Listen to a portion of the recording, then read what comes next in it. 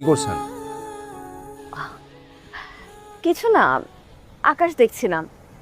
আপনিও কি আকাশ দেখতে আসলেন? হুম। কিন্তু আজ আকাশে চাঁদ নেই। ও হ্যাঁ।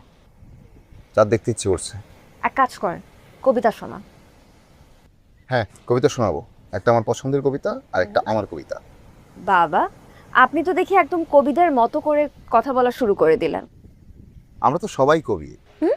হ্যাঁ, কারো কারো কবিতার ছন্দ মেলে, কারো কবিতার ছন্দ মেলে না। আসলে আমাদের সবার অনুভূতিটাই কবিতা। বাহ, কি সুন্দর উপলব্ধি আপনার। শোনান, একটা কবিতা শোনান। আচ্ছা, আগে আমার পছন্দের কবিতাটা শোনাই। ওকে। Wait, wait. তুই কি আমার দুঃখ হবি? এই আমি এক উড়নচণ্ডী আওলা বাউল। রুক্ষ চুলে পথের ধুলো, চোখের নিচে কালো ছায়া। সেইখানে তুই রাত বিরাতে স্পর্শ দিবি। তুই কি আমার দুঃখ হবি? তুই কি আমার শুষ্ক চোখে অশ্রু হবি?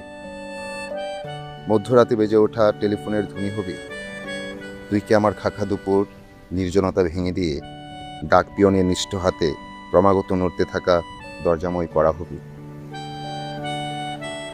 একটা নীলাভ এনভেলাপে পুড়ে রাখা কেমন যেন বিষাদ হবি? তুই কি আমার শূন্য বুকে দীর্ঘশ্বাসের বকুল হবি? একটুখানি কষ্ট দিবি? প্রতীক্ষার এই দীর্ঘ হলুদ বিকেলবেলায় কথা দিয়েও না রাখা এক কথা হবি? একটুখানি কষ্ট দিবি? তুই কি একা আমার হবি? তুই কি আমার একান্ত এক দুঃখ হবি?